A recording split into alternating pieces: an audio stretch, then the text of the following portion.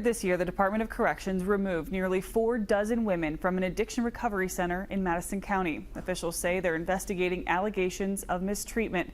The WKYT Investigates team visited Liberty Place in Richmond to see the facility, the conditions, and talk with those in charge about why they feel they are being singled out.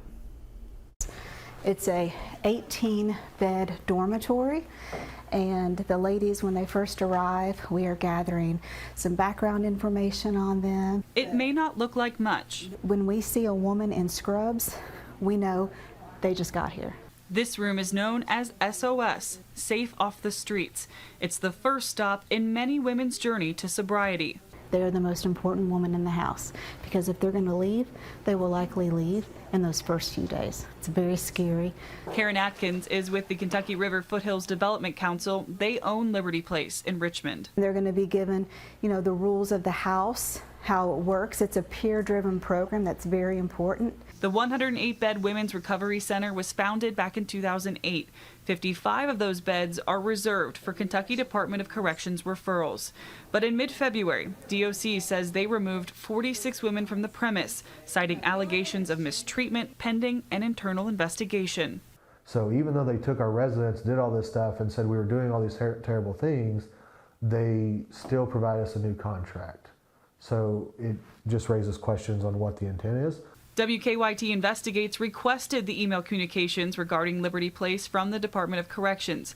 Included were complaints from residents, family members, and caseworkers over the last year, claiming mail was being withheld. A few people said they weren't allowed to contact their probation officer. One person reported they were denied medication and not able to attend doctor's appointments. Much of that was a shock to us.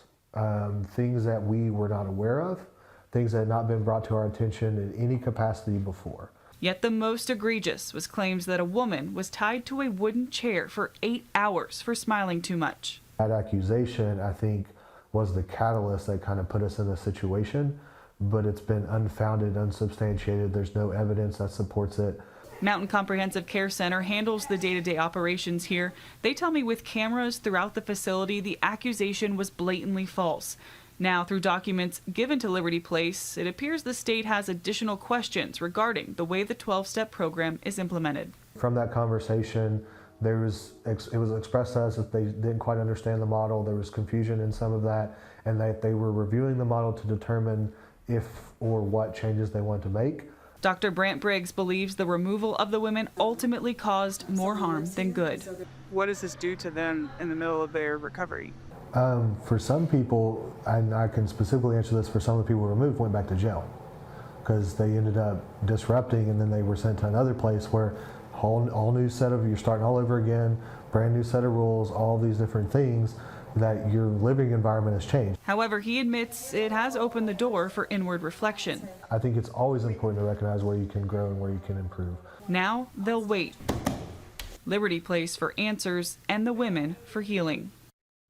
Liberty Place tells me they have not made any significant changes to their program model, so they're wondering why now there are suddenly questions and concerns with the format. They say they have passed all of the quarterly inspections they have been routinely subjected to. The Department of Corrections has also not referred any new inmates to Liberty Place.